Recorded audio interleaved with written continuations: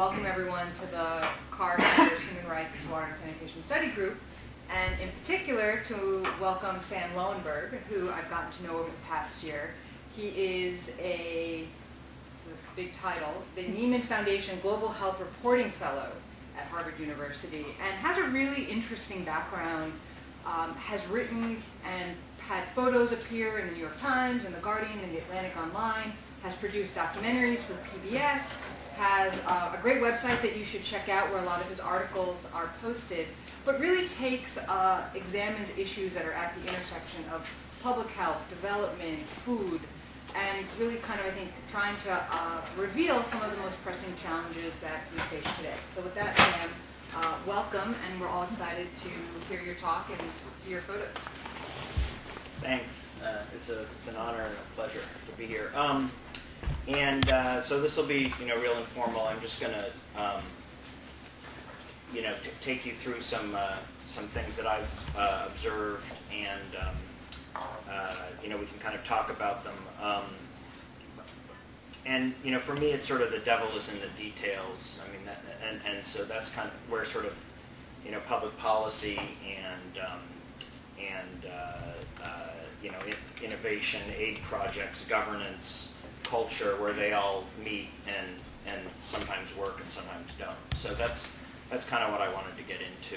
And I was starting from and I'll do Kenya but also make some connections with Mumbai. I was doing both in rural areas in Kenya, but then also in Nairobi, where there's a huge growth of slums, and then getting into Mumbai, where you'll see. I think that there's actually many parallels between the two places. They're quite far away. And the reason that I recently got back. I've been to Kenya 3 or 4 times in the last couple of years, and I was there in 2001 in the summer when there was a big hunger crisis, as you'll remember, and there was what mostly got reported was a famine in Somalia. But in Kenya, there were 4 million people who were food insecure, and it was supposed to be the biggest drought in 60 years. But the thing is that they have droughts, almost every year, and they've had 4 major food insecurity problems in the last decade. And so this just kind of jumped out at me as you'll see the camel's lost its hump there because he's so depleted. And you would see this kind of in the landscape, livestock, which had just died from, the water goes, the wells dry up, there's the pastures depleted, the causes are drought, the causes are conflict. People have been dealing with drought in this part of the world for thousands of years, and normally they know what to do, but somebody told me the seasons have gone crazy, and that's climate change. And so you've got all these different problems, and once it gets to the point where the animals go, then you get it affects the people, affects the kids. This is in Wajir. This is not a Somalia thing. This is not a conflict thing. This was just the cause of a drought. This is a little boy, Amir. He's 2 months old. He's supposed to be 4.5 kilos. He weighs 3.2 kilos. And there was a bunch of women in the ward with their babies, and it was the same story over and over, that the food prices went up, the animals, there wasn't pasture, there wasn't enough water, the animals got sick, and the animals died, then the kids start getting sick, there's not enough milk.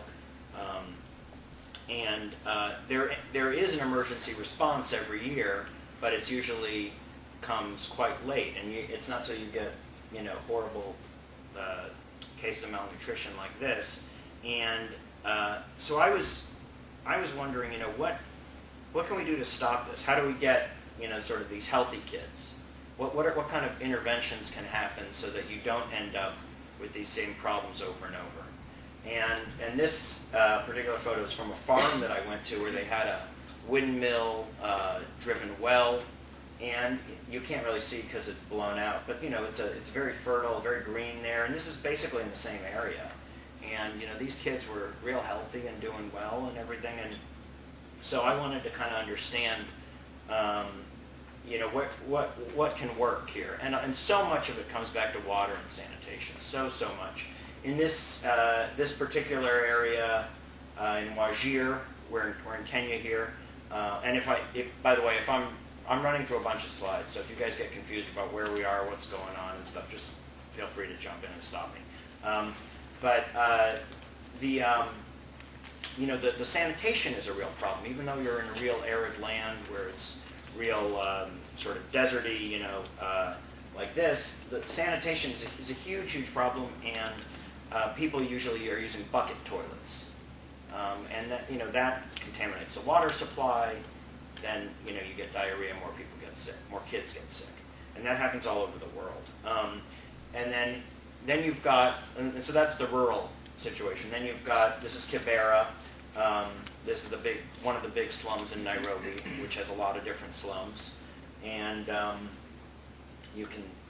that sort of speaks for itself. You can see the conditions people are living in.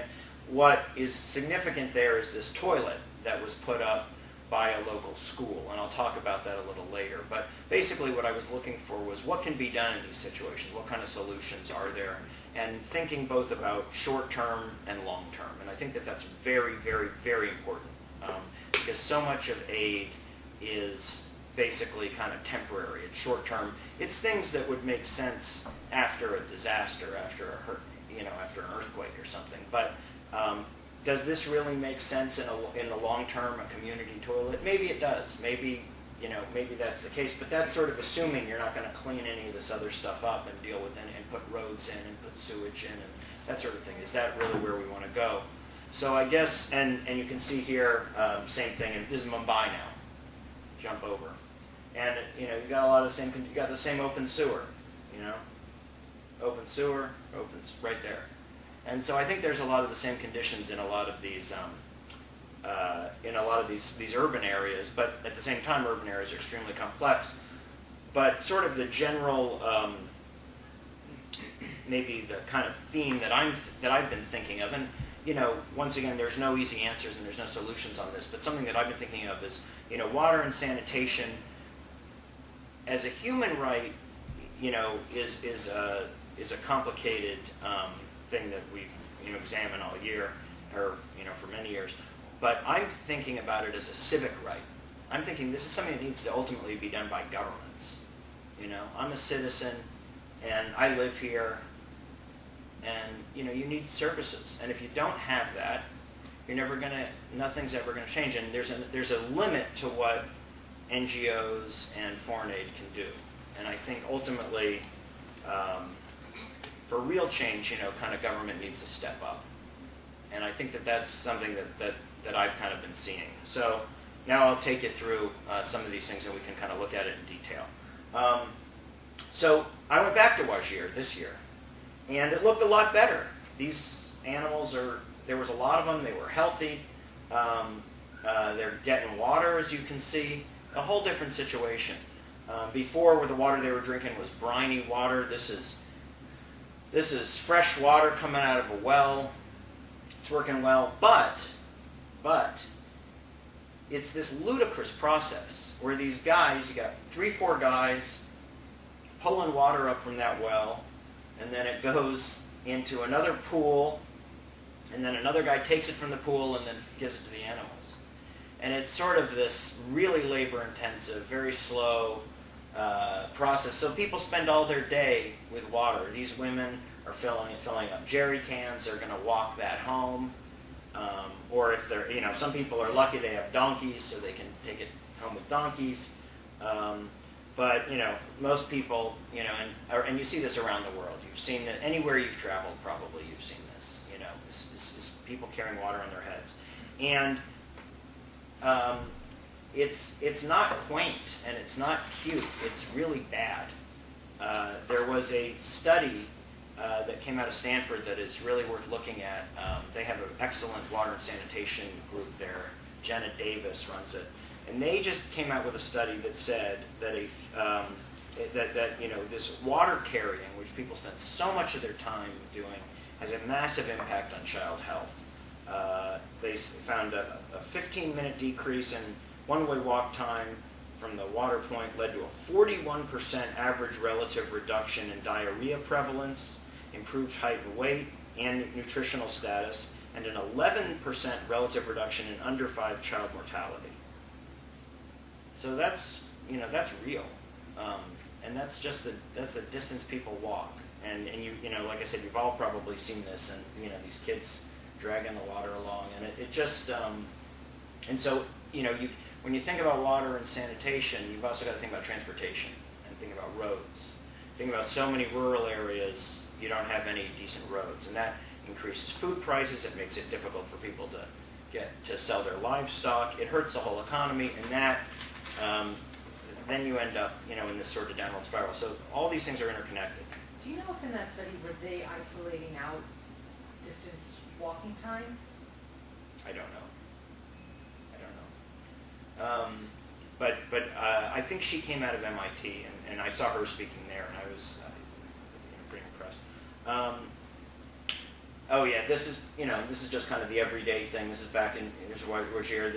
She's holding a vessel that you usually give visitors camel milk in, and it was empty because she didn't have it. Even though you saw those animals and all those healthy animals, and it was a relatively good year, there are still 2 million people who are food insecure in Kenya right now.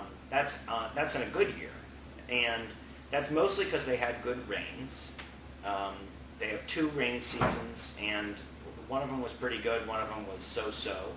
But that, more than any of the foreign aid, seemed to really make the difference, and that's why you've got these healthy-looking animals. But that doesn't help everybody. You've got a lot of microclimates, and so a lot of people are without and are really struggling, and so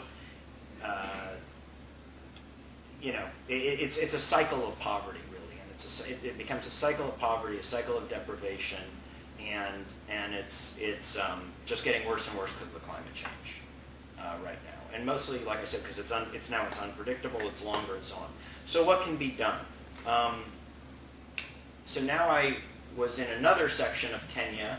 This is up near Sudan. It's called Turkana. And these people are at the edge of what's called a water pan in Kenya. And it's basically a small reservoir. You can't really see from this how big it is, but it's reasonably sized. And basically it just collects rainwater. Very, very simple. And there's a lot of different things you can do to collect rainwater. You've probably seen the big, I can never remember the word for them, but the big giant plastic canisters that collect water from a roof, and it goes into there, and the cisterns, and those can be really useful too. They're not, it's not going to fix everything, but this will give water to people for 4 months or something like that, and that makes a huge difference. But nothing happens in isolation. You see this guy here, that was one of 4 armed guards who was sitting around the water pan because they have problems of raiders. They have other tribes. I don't know if people are coming from Uganda or within Kenya necessarily, and basically kind of cattle rustling but stealing resources. And there's a lot of fights over resources that are happening now. It's gotten quite bloody in Kenya, unfortunately, recently. And a lot of that is over water. And it sort of reminds me of the Old West in the United States. We used to have these fights between herders and farmers and so on. And a lot of that's over basic resources. So that's all still going on. And that's just another kind of key point that I wanted to make is when you think about foreign aid, you can't think of it by itself. None of these things are existing in isolation. And unfortunately, in this case, security is a real issue. This is just a local woman in the village who was telling me about the cattle raids and how she'd lost all her animals because of that, and then the situation she's in. So this was actually something, a lot of you have experience in Africa and have traveled a lot. This was something I hadn't actually seen before, was as we were driving along, there were these people, and they were getting water out of this little hole. I don't know if you can see it. But yeah, that little hole, that was providing water for 600 people in the community. How is the water coming there? It's kind of like a dry riverbed, and there's just a little water there. I mean, you can barely see it. It's like, I don't know if you've ever been to the beach when you were a kid and used to dig a hole and a little water would come up. It looked like that. It was hard to get a decent picture of it was so sunny, but they're just sitting around this little hole filling up canisters of water. Are they digging new holes in different No, places? it's just this one. And in fact, it's just this one, and just to jump ahead here, the animals would come and use the hole too, same hole, which is a real easy way to spread nasty disease. Apparently donkeys are especially dirty. Yeah, I mean, they're just sitting there reaching into this hole, filling up with water. And they have a water pump. This is about 100 meters away, but it broke. You can see they tried to fix it with palm fronds, and it didn't work. They didn't have any screws or whatever. And so now this is 600 people, they're reduced to that, to digging in the dirt to get their basic water, and all because of lack of the park here. And I think that's a pretty important point when you think about problems in the developing world. I think that things like that happen all the time, and you would see it in with what they call boreholes, which are quite popular in these arid and semi-arid regions where they dig very deep, but you need a machine to pump the water up. Machine breaks, doesn't have fuel or whatever, and that happens all the time. There's tons of broken boreholes, and nobody fixes them.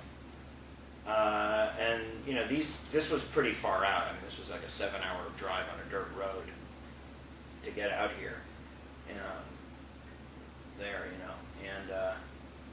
so there's no hardware store or anything. There's no way, they don't have any capacity to fix it. There is foreign aid going on around here. There's a local Obama supporter.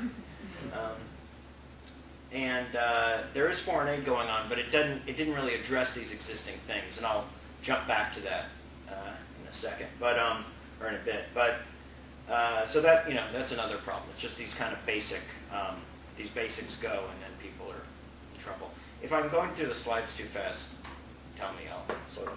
So this is jumped to Nairobi, and then you've got a whole bunch of different another set of problems. And within the world of foreign aid and development, global health and stuff,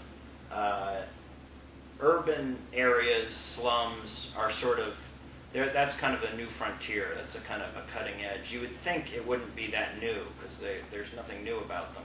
But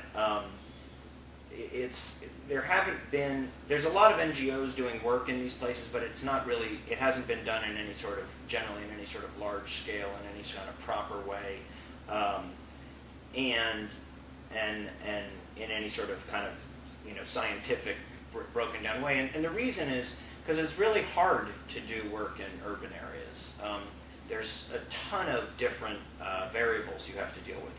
It's much more complicated than doing work in a rural area. I talked to one guy from University College of London who tried to bring a program that had worked really well in a rural area in Bangladesh, and he brought it to Mumbai, and they spent like 3 or 4 years on it, and it was a total failure.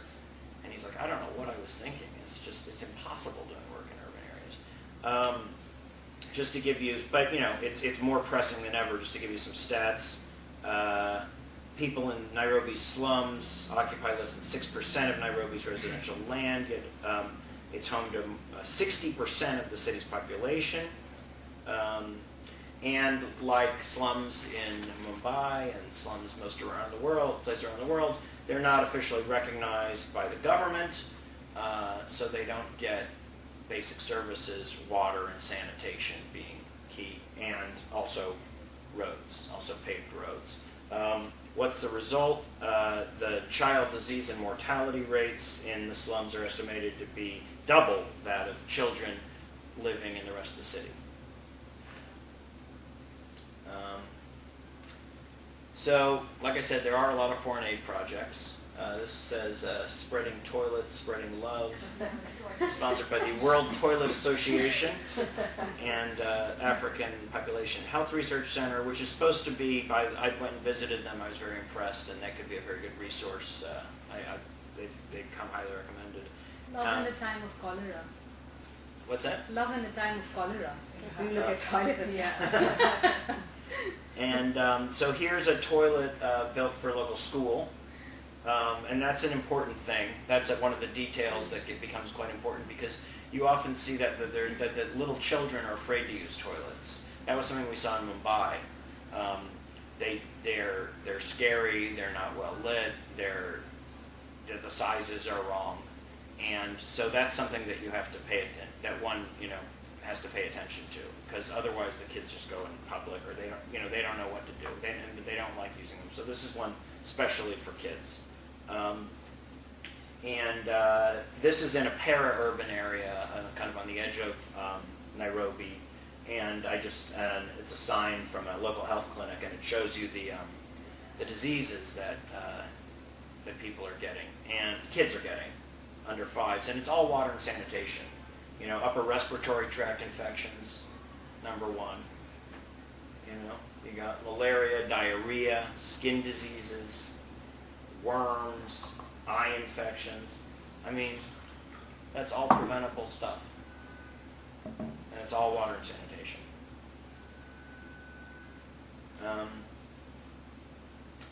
So sorry, where is yeah. that district located? It's like urban? Or That one is, it's kind of it's on the edge of Nairobi. Okay. It's sort of like Cambridge. Okay, I was going to say the suburbs actually. Yeah, So, okay. suburbs. It's here. I mean, it's around this area where there is they're all kind of spreading. They're sort of semi-slums, semi-urban. This is a new toilet that was built by something called the Kenyan Water Trust. So who maintains these toilets? This one is done. It's a kind of a quasi-state organization. So this is something that's actually seems to be working. There are some good parts of happy parts of this presentation, so this is a new facility, and it's a community toilet. It's kept. They have people working there who keep it clean. Okay. I have pictures of the inside of it, but I couldn't bring myself to put them up on the slide. So the pictures that you showed us before, the urban areas, Uh-huh. are they like rural areas, or? No, like those are like very outskirts? central. That's right behind. That was Kuvira, Okay. and that's right in the center of Nairobi. I mean, that's right behind the hospital, I think. Oh, okay. Yeah. Where they were like digging those holes for water? Which one? No, this was like in the desert. Oh, In the middle of that the was desert. rural. Yeah, I'm Yeah. sorry. That was way up in Turkana. So that's like very, very. That's very rural. Very rural. That's very, very rural. Yeah. That's 7 hours from the nearest town. Okay. So that's very, very rural. Yeah, sorry, I'm jumping around a little bit. So you can, please ask me if I'm moving too fast. But curious, an interesting question, which is around maintenance, because it seems like from just studies that I've read in different parts of the world, there's all different, especially with sanitation, because you've got both, you need some kind of often source of water, unless it's a waterless toilet. You then need some kind of strategy for maintaining it. Did you get a chance to investigate at all? I did. What is working, which kinds of arrangements work, and why? I did, and that's what this next little bit's we're gonna talk about. These are all done by the same people. There's something called the Kenyan Water Trust that got started. It's a quasi-governmental organization, and they're putting in. I think it's relatively small in terms of its scale and compared to the need, but they are doing this, and so this is a very new structure, and it looks good at this point. I don't know how it'll look in 5 years, but they are keeping it up, and this is on the edge of a community. same people put up this water kiosk, and they've got a lot of these. And that gets to another issue, in addition to the maintenance, which is super important. I'm glad you brought that up. And I'm about to hit that in the next thing. But just to tell you about the prices. Because people in slums pay a lot more for their services than wealthier people who live in a regular part of the city. Water will cost these people 10 shillings a jerry can compared to about, I think this is subsidized, so it costs about 2 or 3, which is what it's supposed to cost. But if you live in a house where you're running water, it's not even it's half a shilling, or I don't know how much it is, but it's a hundredth of the cost or something. Not much cheaper. Why do they have that difference? The difference is because it's like if you buy 1 can of Coca-Cola at a bar for $5 versus if you go to a big Walmart and you buy a whole case and the whole thing costs $5. It's just the problem of it's a problem of transportation, it's a problem of volume. So if you're buying individual water in a normal place in Kuvira, you're paying a huge amount of money. It's like if you go to a sporting event or something and they charge you $15 for a hot dog or something.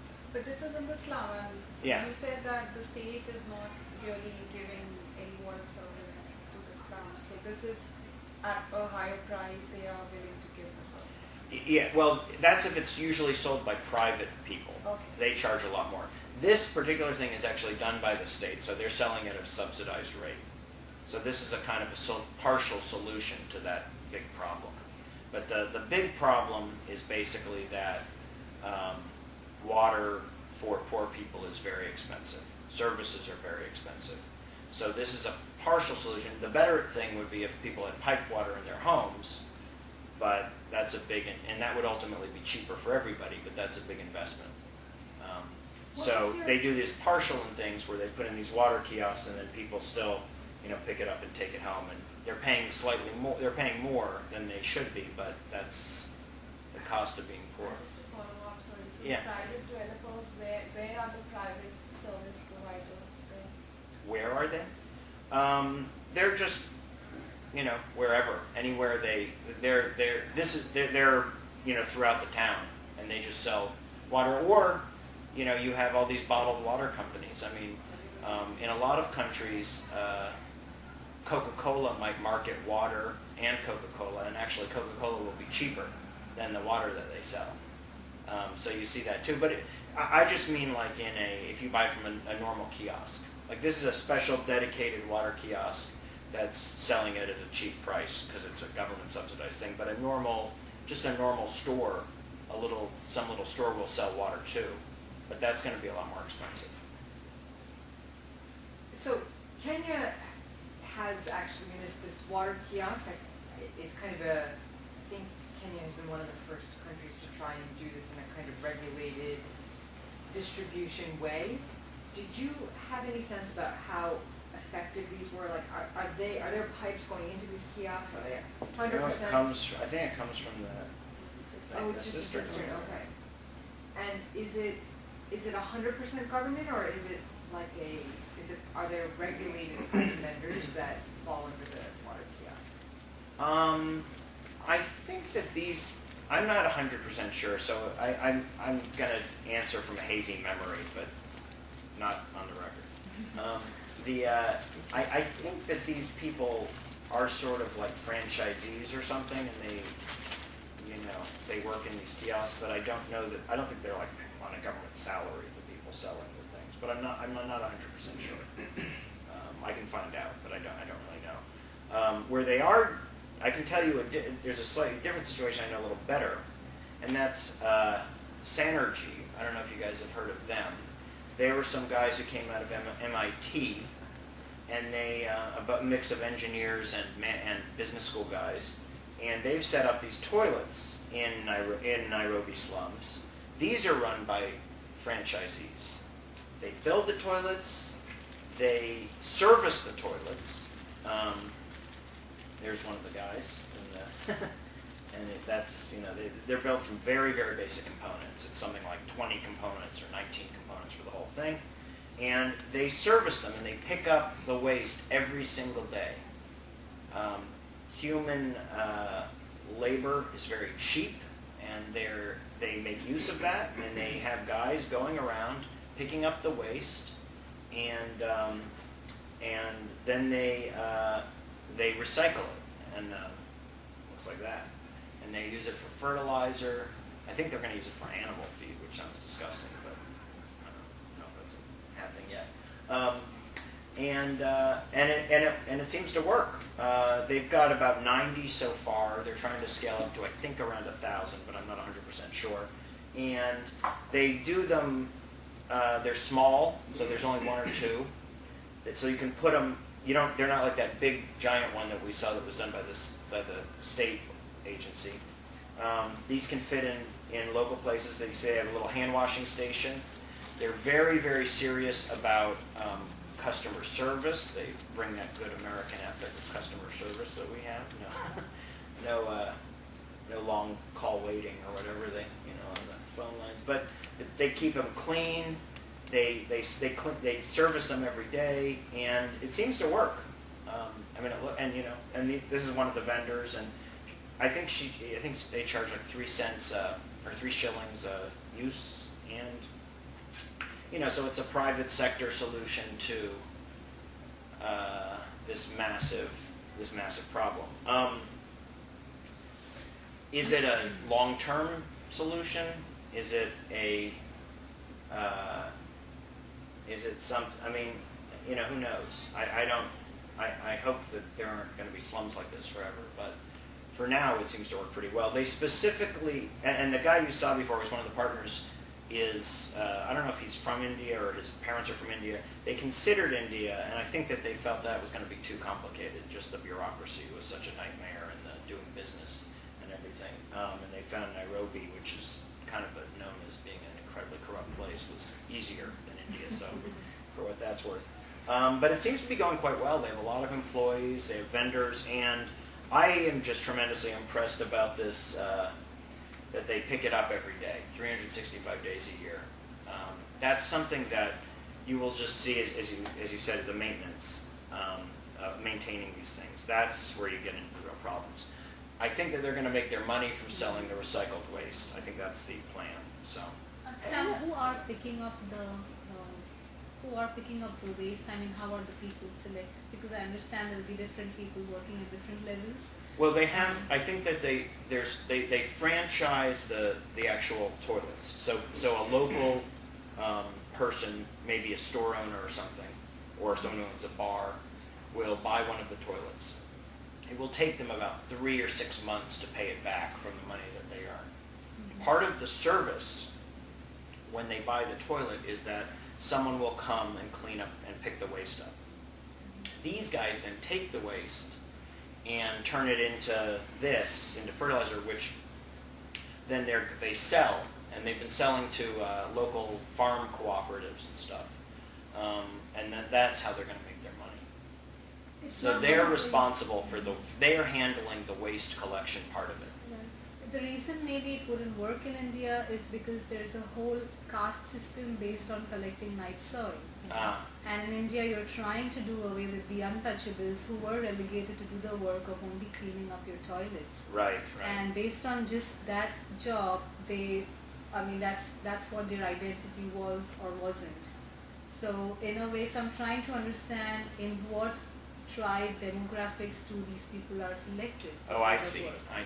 Because then again, we are talking about a solution given from an entrepreneurial point of view, which should actually be, as you said, from the government's point of view. Right. They should be providing that thing. Yeah, I don't think that there's I'm not an expert on culture in Kenya, so I'm speaking out of turn here, but I believe it's not any sort of a caste system. I think it's just whoever's willing to do it. And are they provided with sanitary kinds of things? I don't know. I have been to the facility where they're processing it, and that seemed pretty sanitary. It was amazing. It didn't smell or anything. It was. But there are no gloves here too. In this part. Oh well, this is very processed. This is the guy holding it. This is the other owner. guy had gloves on. I think the guy that was pushing the No, he doesn't, but he's got the boots. Yeah. But I think that it's a cartridge or something, so I don't think they're touching anything. Do you know when this project was started? Fairly recently. I've got to go back. I'm going to do an article about it at some point, but I think that fairly recently they've only launched in the last roughly a year, like 2 years or something like that. They spent about a year figuring out how to do this and how to make it work. But it seemed to be. I mean, I was only there for a day, so I'm limited in how much I know, but it seemed to be actually working pretty well. And they won one of those Yeah. MIT entrepreneurial. Yeah, they won a bunch of awards. They won something from USAID too. Sorry. One of my questions is, how do these toilets transform or integrate within public or private space? Mm-hmm. Are these like bought by this woman who has put them on her land, or did she rent space from the city, or how did she negotiate? Is it a public? Well, these are all slum areas, so property ownership, I think, is a very mushy concept already. But also very, very strongly contested. Yeah. I think that this is already her area because I think she owns the thing next to it, as I remember. Okay. But I don't 100% know. I think that I think that they're quite selective when they pick the people who are going to buy the toilets from them. So they make sure to pick somebody who has space, and they pick somebody who who seems like they can run it, who's already running some kind of business, and so they're not just giving it to anybody. They want to make it work for them. They're quite aware of their sort of brand reputation, so that people see these and they know it's going to be safe and clean and good. They really are very, very conscious of that. It would also be interesting to see in how far it's a kind of taboo to be seen around these spaces, because using these there's people went to the bush and rural spaces to get out of sight, and this is now you're going into the toilet in the slum, everybody sees it. Well, I don't think these people. I mean, people don't want. It's not safe to go. I've heard that complaint a lot from women. I mean, that it can be very, about the safety issue when you go into the bush. So it's better to go into a nice, well lit place you've got gunk all over the place. So they have a problem there in Nairobi of flying toilets, if you're familiar with that concept. So people go in bags and then they just chuck it somewhere. So. I think this is considered much classier, maybe even aspirational. And it's even a class thing. That's interesting. There's a big picture of Kuvira from the rooftops. But can I just add something that is from a culture? So I have a colleague right now who's in Ghana, and he said a story about there was a toilet put in somewhere. I think this was actually like a semi-rural area, and he basically walked by and saw the guy going to the bathroom next to the toilet, and he's like, and then he's like, so I walked by, and then I went back and I checked, and he's like, the toilet was open, but it was like that was the space, and he said that there's a toilet near the school as well, and that the kids all will go near it because they feel like, well, this is the place where you go, even if you're not going inside. It sort of became, I think, culturally understood as the physical space where you go. There is. I mean, these things are very culturally specific, and the guys picked this particular slums in Nairobi because there's a lot of different slums. They picked the particular one that they're working in because they thought that people had would be willing to pay to use the toilets. That they were open to that. Whereas in Kuvira, which is a different slum, they thought would be less likely to want to pay. They would be expecting a free toilet because there's so many NGOs in that particular slum, and so it would be culturally much more difficult to sell that product. So that they did their market research. I just threw that in because the election, it was our presidential candidates, folks, the Mormons, the saint there. But there's tons of religious groups that are putting in sanitation and stuff. Isn't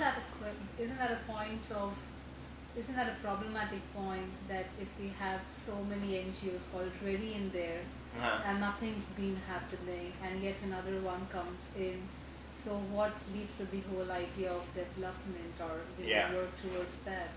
It's a Because massive. because then again for the receiving population, the slum dwellers, in that they're like, oh, here's another white guy who's come with his, pocket full of money, and Right. I mean, if there are so many of them, so No, it's a massive problem. I mean, that you've hit on it exactly. I mean, you hear that people talking about that issue all the time, and even when it seems to work very well, the question is, and this is why I brought it up in the beginning, ultimately, isn't this something that the government needs to be dealing with? The city government needs to be dealing with. In Wajir, back where we started out, which is up near Somalia in the rural area, where I said I think 2/3 of people are using bucket toilets. They're trying to put in a sewage system for the very first time in the major town, and they're getting financing in part from the Dutch government. And it was quite interesting to me that I was like, why? And they didn't have enough of the rest of the financing they needed. And I was thinking, why does this need to come from foreign aid? I mean, if it's just a sewage system for a main town in a province of Kenya, why is this having to come from outside? But then again, I just saw I don't know if you guys saw the New York Times today. There was hundreds of thousands of people in rural California are drinking contaminated water. So it's not strictly a developing world thing or whatever. What is private providers who are coming into Kenya? Like, are they like from outside, or they are like? It's as big a mix as you can possibly imagine, and a lot of things you can't imagine. I mean, there are people coming from all over the place. This particular thing that I'm going to show you now, I thought was very interesting and seemed to me to be something that was working, which is it's a school for girls that was started by a local guy from the community, from Kuvira. It's called Shining Hope for Communities, and what struck me about it was that they provide it's a very holistic approach. They have education, not only education, but they're providing water, medical care, toilets, and nutrition for about 100 girls. They're looking pretty good. And the toilets and the water are available to the whole community. So it's got this community involvement. It's not a select thing. These ones aren't going to the school, but they're going to get the water there. They're getting it at a subsidized rate. I think it's 2 or 3 shillings compared to what they would pay in a fully private place, which would be like 10. So it really stood out to me. I mean, it seemed to be, there's one of the toilets, and that's open to everybody. But they do, kind of brand it so it helps them kind of integrate with the community, so people feel like the school is good for them and part of them. And there was one, I noticed there was a little bridge, a footbridge, because you see all this gunk here. They just built a little bridge so the girls could get to school, and one of the neighbors was saying, yeah, this is great. I think girls' education is good if it's given us a bridge. So enlightened self-interest. And with this one, when you were showing this one earlier, I Yeah. thought it was to point out that it wasn't being maintained, but it sounds like this toilet is in fact maintained. Oh yeah, no, this toilet's maintained. A lot of them, they've got about, I don't know how many toilets. They've been growing very, very fast. They get money, among other things, from Paul Newman's Spaghetti Sauce Foundation. But I don't know, they had 5 toilets when I wrote about this a year ago. They may have, I think they've grown quite a bit, and they have a huge water tank now. It was really very impressive. On the other hand, it's small. It's 100 girls. It's very, very local. It's in this particular slum. It's done by a local guy. So it's kind of a mix of things. It's not something that some big foreign aid organization could come in and replicate necessarily. And that's something, that's one of the big conundrums. That's one of the big problems. Can you, what can be scaled up? That's one of the, big things people like to talk about in development all the time. Is it scalable? And maybe good things are not necessarily scalable. maybe, if you're going to do it right, it has to be like a small store instead of a Walmart. I mean, they provide different services, and but that's why once again I brought up at the end of the day, at some point the government's got to step up and provide. I think, but because you can only do so much of this stuff. I mean, it seems to be really good, but you want to live like that. Jump to Mumbai, and you can see the same stuff there. We got the gutter. This woman, I was in Mumbai in January, and I went with some folks from the Harvard School of Public Health, and they were mapping toilets. And this got to a hugely interesting issue, which is data and lack of data. And that in this particular slum that we were in, which was called Cheetah Camp, which was built next to an atomic research station, there was a lot of NGOs doing work. There was a government doing work. There were a lot of NGOs that had built toilets. Government had built toilets. Nobody knew how many toilets were in the camp. Nobody knew where they all were. Nobody knew which ones were opened and which were closed. There was one story, and they were also highly politicized. There was one story about a toilet that the politicians would promise was going to open right before the election, and they'd start working on it, and then once the election happened, they'd shut down the work, and it wasn't until the next election that they would start working on it again. Sort of this perpetual magical realism toilet. And so that data and lack of data was really important, and it became a very powerful political mobilizing tool, because at one point, one of the NGOs that was doing work there, and I believe actually it's a Harvard affiliated one, they named the streets, and they put numbers on where people lived, and they got some basic census information. And so then they could go, and they gave this to people, and people could then go to the politicians and say, look, we live here. We need services. We're not just a general mass of slum dwellers. We are actual individuals. We have incomes. We have 14 people living here. We have 3 people living here. And that basic data really made a difference, and gave them more leverage. And that's the kind of thing that's missing. In Nairobi, same thing. There's so little data on who's living where and what their health conditions are and all that stuff. And that's a basic challenge in urban health. So I was mentioning the safety before, and the paying for toilets. And this woman told me something that a lot of women told me, which was that the free toilets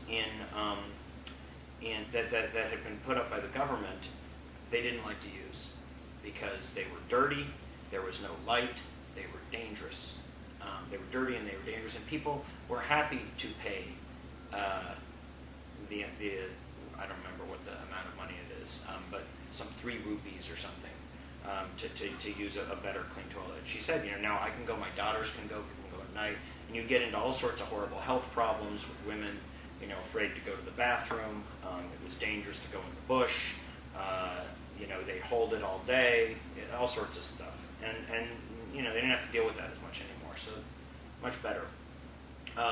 This is just at a Anganwadi, a little local to teach sanitation, little kids learning about hand washing and so on.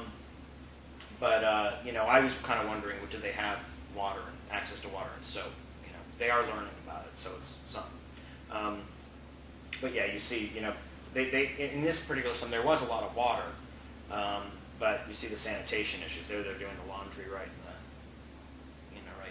the middle of the slum, and little kids. This is where the kid problem would come, because little kids did not want to go to the bathrooms, and so they would just go in these rain gutters. This was a monthly pass that they had. I don't know if they have this in Nairobi, but this was a monthly pass that people had so they could go to the toilet for their whole family. And these are community toilets? Yeah. I think this one, I don't remember if this is a government one or not. I think it might be. Yeah. So, I think, so the World Bank has a big slum sanitation program that they've rolled out in Mumbai, and on top of that, Mumbai has a particular set of like slum rehabilitation schemes, which I've been looking at, and so I've read a couple of articles that talk about this kind of scheme, and if I'm going to just kind of project what I've read elsewhere on this kind of path, it's essentially that, say, a particular community will actually get together and put up the proceeds to actually install a toilet. They are then allowed to get a monthly pass, and they will sometimes then charge somebody else for, like if somebody else on the street wants to use it, they pay a higher price. And this one study that I read was saying this worked very well in communities where people had a little bit more disposable income, and they were able to pay a maintenance person quite easily, and it worked quite well because this monthly rate is quite cheap. But for communities that were more marginalized, people were a little bit more unhappy because they felt like they were paying a bigger fraction of their income for the service. and the World Bank thing, I believe the story in this particular community was the World Bank had come in, they wanted to fund toilets, and then the government had basically not been able to get its act together and build the toilets and make it work. So they ended up ultimately going through a local NGO, which had better connections to the community, and they were able to make it work that way. But it became a much more complicated process than simply giving a grant. So that's just yet another thing of the way these things work. They were building a sewer, supposedly, that was being done by the government, but there was a lot of question about whether it would ever get done in there. And space is also a huge, huge issue in these Mumbai slums. I mean, there's just the space of where you're going to add a new toilet, where you're going to put it. And that was an excuse that the politicians would use that we spoke to. There's no more room. But then there was all these existing toilets that weren't working and that had fallen into disrepair. And it's like, well, why don't you rehabilitate those? And, and so it becomes a question of political power and so on. Then you have on the outskirts of the slums where they, like in the previous, in that thing I was showing you, the card, it said D sector. So that was kind of a part of, they have these, I don't know what they call them, these official slum areas. There's some Notified. bureaucratic name for it, yeah. They're notified. So in Mumbai, if you're an officially designated slum, it's considered notified. Okay. And so then, of course, they keep growing. People come in from the countryside. And so this is I guess an unnotified area. So you can see they're just going out in the, going to the bathroom out in the open there, and you've got all that problem. Just finishing up, or getting toward the end here, back to Kenya. We flew first class, hopefully, and made it back to Nairobi. And this is back in Turkana, and this is at a farm area that I discovered, where they had water, and it was green, and these were pastoralists. These are people who are herders who had come to settle in these areas, and they were working in the farm and growing stuff, and it looks really green and great, and they were getting money from foreign aid, from World Food Program, and from a U.S. government project to help rehabilitate the canals and so on. And it was interesting talking to them because they're doing this very hard work, and it turned out that and I asked them, do you have food now? This is, how much food do you get out of this, and what do you do with it, and so on. And it turned out that they were most of what they were growing, they were selling to pay for school fees for their kids. Uniforms, books, whatever bribes the teachers need,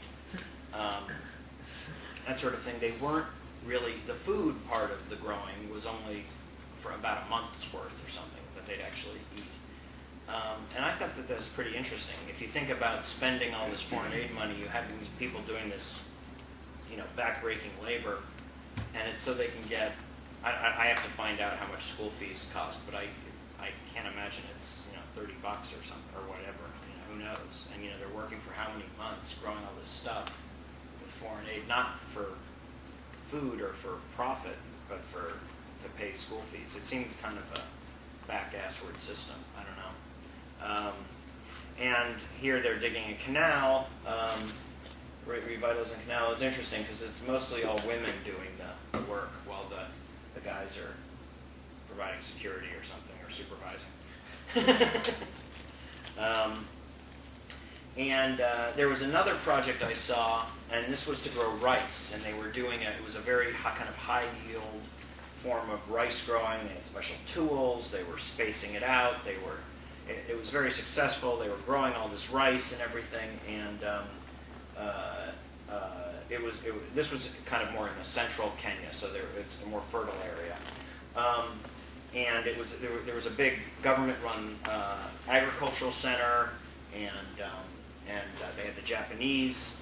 They had a lot of money from Japan to help build it, and they were going to build a dam, and so it was this whole big agriculture product that seemed to really be working very well. And as we were driving away, we saw these school kids coming from school right by the fields where all the water is, where the agriculture is, and you see them all getting into a ditch, filling up their jerry cans with water, and this is all runoff from the fields. This is all agricultural runoff. I mean, it's full of fertilizer and chemicals and everything, and that's what they're bringing home to drink. And so it kind of shows you, these unintended consequences, these problems. They built this huge, wonderful agriculture facility. They're building dams. They've got all these farmers with all these, subsidies and training and everything, and nobody thought to provide drinking water for people. So they're drinking this. Which place is this? This is back in Kenya, in sort of a rural area. Sort of in central Kenya. Central. Yeah. Here was another one. This is a water project done by a Danish company called Grundfos. Once again, very impressive. They've got a solar panel. It runs into into this machine here. And what they do is basically they're taking remember I mentioned before, they've got all these boreholes, these wells that are dug, but then the machines that pump the water break, and nobody maintains them. And so you would see these communities. Some of those pictures I showed you before in the very, very beginning with the emaciated animals, that was communities that had boreholes, but that they weren't, they didn't have, the boreholes weren't working, the machines were broken. And so you'd get all this sickness and disease, and the kids would suffer. In this case, this Danish company, which has a kind of a philanthropic corporate social responsibility arm, gets money from aid agencies, and they build these really nice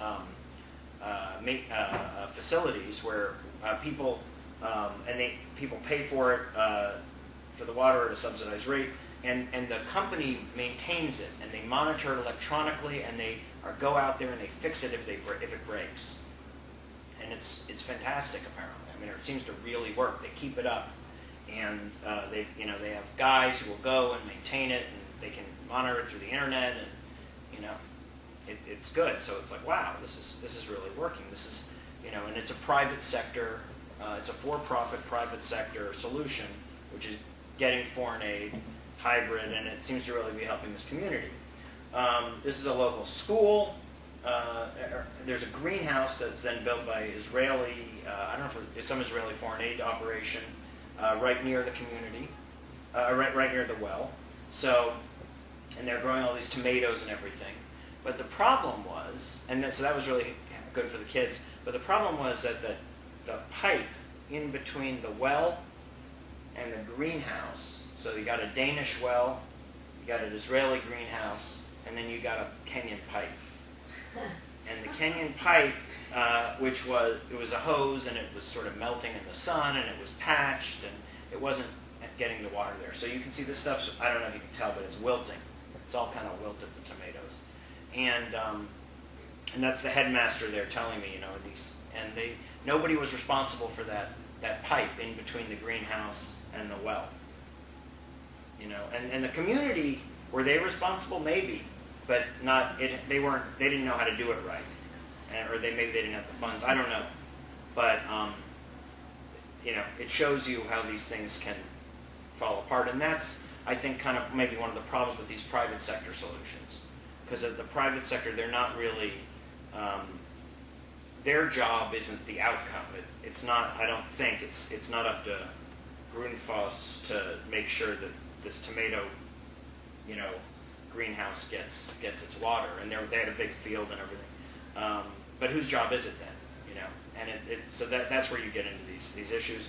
Or this was the local school, one of the local schools, and they said it would cost 250 shillings a day for water, and because of the drought, because a lot of the local parents, you know, had lost their animals, they didn't have money to pay for water for the school. So these kids had no water every day. And that was next to this high-tech, you know, solar paneled well I was showing you. And so finally, just last couple of slides, lessons learned. This is a water truck I saw last year during the drought.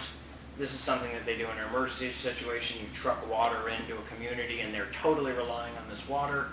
And the thing is, it's very expensive, it's very inefficient, and this particular truck had broken down by the side of the road. So that community wasn't going to get any water. This was a school in a village. It was a bunch of nomads who had settled down. They'd really tried to do everything right. They had a health clinic, they had teachers, had teachers provided by the state, but they were paying more of their own money to get more teachers in. They had a borehole that was broken, and so the machine wasn't working, so the animals were drinking heavily salinated water.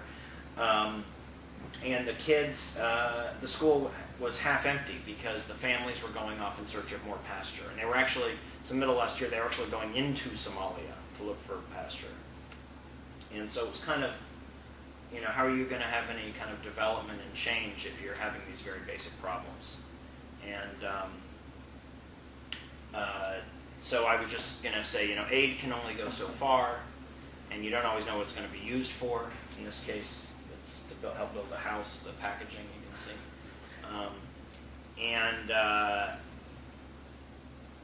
You know, I was just saying we don't want kind of any more of these cases like Amir. You know, these droughts are predictable. If you're not familiar with FuseNet, I would really recommend checking that out. That's a weather and agricultural famine early warning system provided by you. It's a USAID thing, and it really is very good. And they warn about these droughts 6 months, a year in advance. And in this particular one that this guy, they came out with something in June 7th of 2001 saying, you know, this is the worst drought in the world today. The current humanitarian assistance is inadequate to prevent further deterioration. They're warning about these things way in advance, a year in advance, 8 months in advance. There's no reason, you know, to get into a situation like this. And so I was saying, you know, we want kids like this, you know, happy, healthy kids.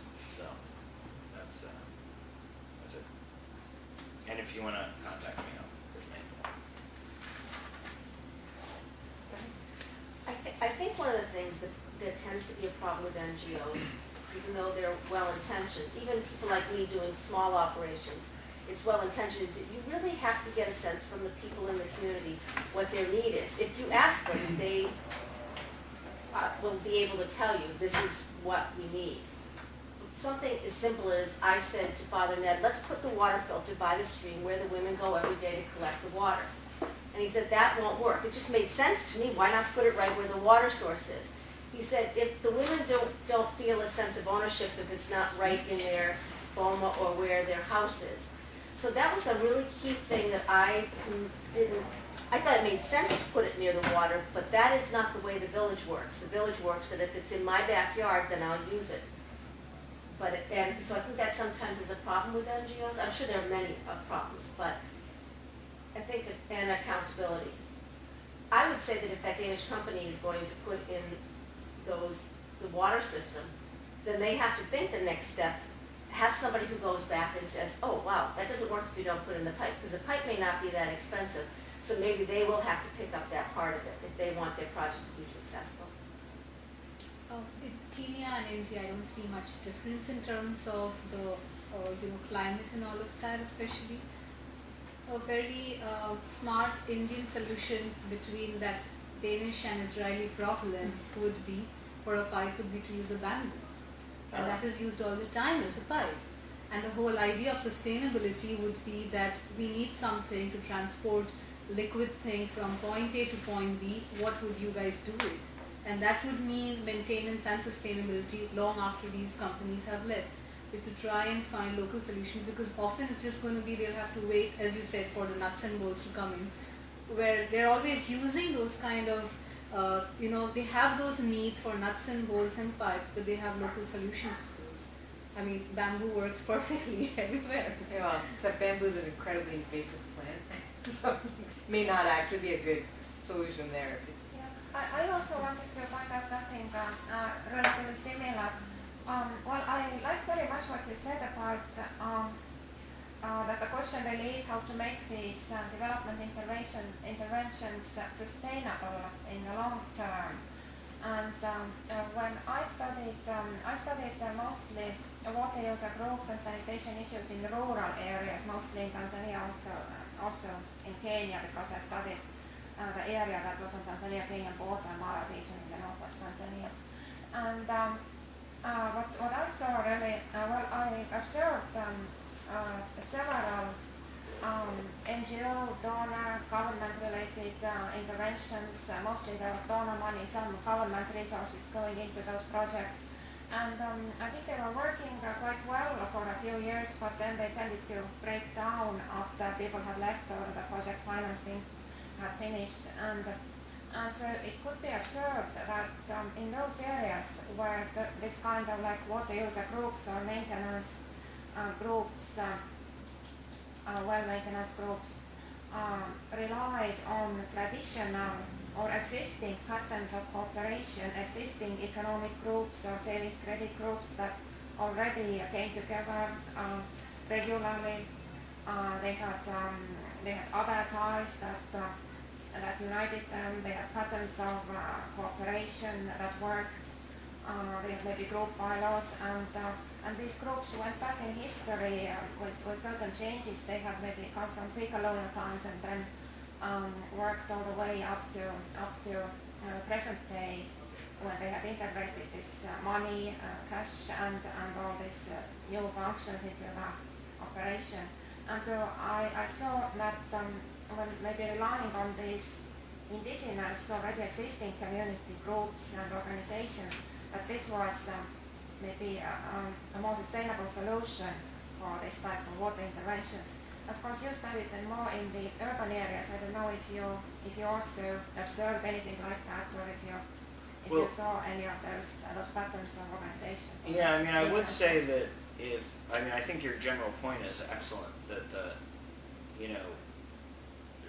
rather than some people try to come in and reinvent the wheel, and to put in some totally new structure and thing. And if you've already got an existing, kind of cultural system and way things are happening, why try to overrun that and overwrite that? I mean, people, in a lot, it depends where you are, but if you're in a rural area, people have been probably living in a similar way for quite some time. So I think as little, as minor an intervention as you can do is probably preferable in general. I just think it's a matter of principle rather than, so just give people the nuts and bolts that they need, and don't try to tell them how to live their lives necessarily. It seems like a safer approach. I think your talk was really interesting, and I'm an anthropologist, and there are many things that are asking for ethnographic research, especially on the stakeholders, on cultural values, on politics of space, of identity.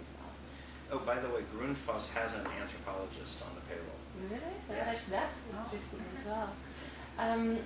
Now, in the beginning of your talk, you mentioned, or in fact, you said my main argument is that sanitation of clean water is not as much a service or a subject of human rights discourse, but it should become a subject of local politics, a kind of a civic right, you said. Now, I must say, in Kinshasa, the pictures you showed about Kenya are very similar to what is happening in Kinshasa, although Kuvira might be an excessive or might be like an case, an exaggerated case, but washing oneself with a bucket or communal toilets which are really badly maintained, that's everyday experiences for quinoa. Now, what is interesting is that quinoa use exactly this topic to claim performances, better service from the states. So you have on television shows in which people can address local leaders, and they explicitly use infrastructure of electricity and water as key topics in which good government performance would be evaluated. So I just, when you said in the beginning, like it's more a civic issue that I want to stress here. I'm like, well, in Kinshasa, everybody knows it, and everybody is using this exactly as a point to record bad governance, to indicate that leaders are not fulfilling their roles. And on the other side, what the Congo case adds to your whole story about water is the Inga Dam. I don't know if you, this is one of the most important water dams in Central Africa, potentially the most important one, because of bad maintenance. It cannot produce all the amount of energy that it could produce. So currently, it's a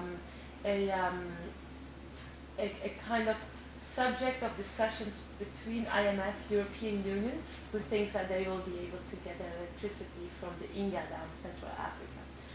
And what is interesting is that it are NGOs who are now showing their concern. NGOs are organizing debates between representatives of IMF, World Bank, and European Union, and then they're also inviting the Congolese government to show their interest or their involvement or participation in it, and they arrive at the end of the meeting.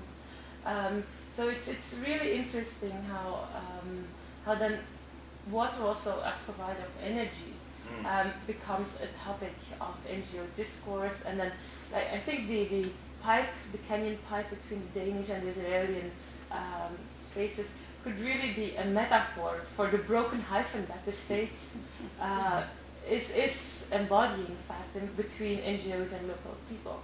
And in all the discussions about the Inga Dam, that's exactly the same thing as well, because the Congolese government has to contribute in these negotiations by IMF and World Bank and European Union, and also has to provide electricity for its own citizens, and is willing maybe to listen to IMF and World Bank to see whether they can sell electricity outside, but doesn't really care to local discourse and local complaints. So that's another aspect of your rich story that you could explain.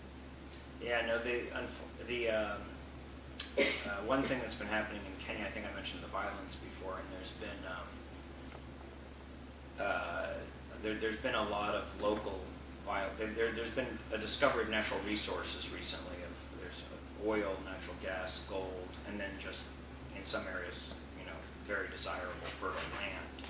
And that means that there's been a lot of foreign money coming into Kenya now, big money. At the same time, they've got a new constitution. They've got a de-evolution of power, meaning that there's more power in the local governments. So suddenly, these local government elections become worth a huge amount of money because, right, the local politician's going to have control over or some big say, or at least be able to get a big bribe from whoever wants to buy the local resources. resource or just the land, then it's become very bloody and very ugly. And so that's another, kind of aspect of this, unfortunately. And people are, average people are just left out. I mean, I don't think it's possible somebody will benefit from a road that gets built by an oil company or something, but other than that, I'm not holding my breath. But that becomes a whole other, big issue. I mean, where I thought the civic engagement stuff, it seems to have been kind of quite powerful in some cases. I've heard about it in India, in Mumbai particularly. There was a lot of organizing going on by local NGOs and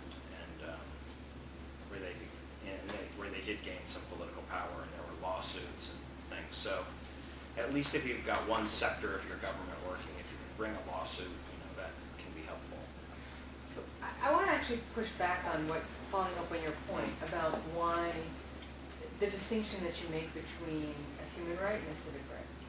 Because I have a different opinion in terms of actually thinking about what is human rights both as a legal instrument in terms of affirming states' responsibilities to protect, respect, and fulfill rights, and that is an international articulation of essentially civic duties. And we could look at sort of parallels, but what it does is essentially when you say the word civic duty, in some ways you're trying to convey the relationship between states and citizens.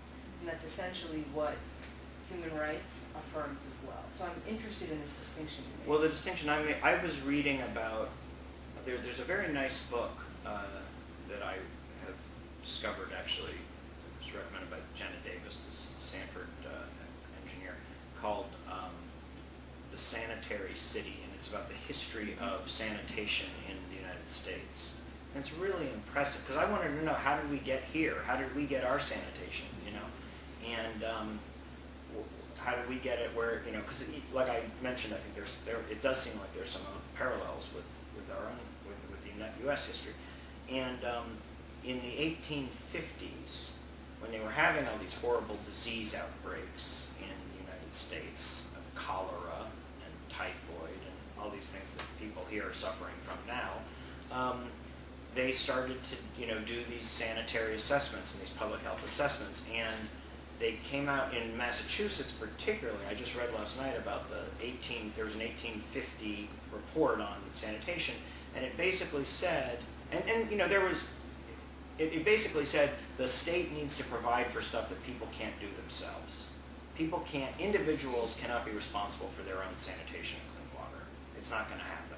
And they, I think it was loaded. I mean, in part it was because they're dirty immigrants who were stupid and, filthy, and we can't trust them. And, that was part of the political dialogue. But there was a sense of civic responsibility, interconnectedness, and that's a role that the state has to play, is that any kind of, big infrastructure has to be done by the government, even if it's for selfish reasons. And so I guess that's the point I was making on that, rather than sort of a more of a principled point, but just kind of a down and dirty political one. We can talk about this more offline. I mean, I've argued in that essentially, if you think about civic society back in that day, and actually making this analogy, saying that if there was really looking at your community and realizing that there is, big infrastructure, you have inherent market failure, you've got public health externalities with the fact of, if your waste is in the open, it impacts me. And so there are clear reasons, even under kind of classic market approach, why you would want to have state intervention. But that if you think about that civic articulation in that space, thinking about the community, now we live in such a globalized world that the way to think about articulating civic duties across boundaries is actually human rights is one vehicle for doing that. That'd be my take on it. I had just taken it as you meant humanitarian issue, a topic of NGO interventions in opposite to states action. That's how I had interpreted Yeah, and I approach these things as a human rights lawyer who's thinking about that. Totally. So an interesting. Yeah, no, Great. I think we have. So anybody have any last questions? Okay, last. Thank you very much for your presentation, although I was like stepping in between. This is very interesting. But you know, when you said about there's this whole resource war going on in the whole of the Africa, sub-Saharan Africa, definitely Kenya too. Do you see a link about that land grab or resource grab connected with what's happening? And especially when you say something like, I mean, which is happening, that the oil company is building a road. Do you see any problem with that kind of an equation that's happening? And I know about Mumbai, there is no talk, at least in the mainstream media, about the sanitation or the places that you've gone to. I mean, I'm from Bombay, so there's definitely no talk about them because they are really dirty people in the slums, you know, we don't really use them. But how is it in Kenya with the media there and what, and Well, the like, interest in the American media too? Rema told me that the public health plans and stuff from the government and the spending, it's almost all in rural areas, and that they're doing functionally very, very little in urban areas, which I thought was, you know, Where is it? that's in India. In India, and so there's this weird focus on it that way. But explain your question to me again. What you were saying that is there?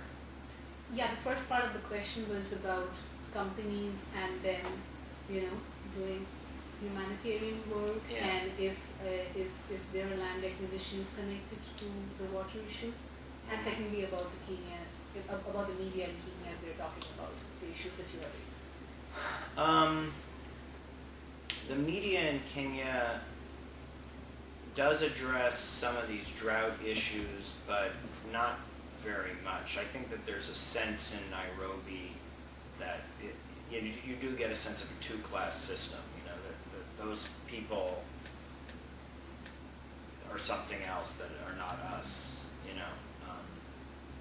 There's a sort of educated middle class or and professional class, upper class in Nairobi that really sees themselves as having no connection with these people. So a lot of the basic infrastructure problems and lack of infrastructure, lack of roads, lack of spending, that is a political problem.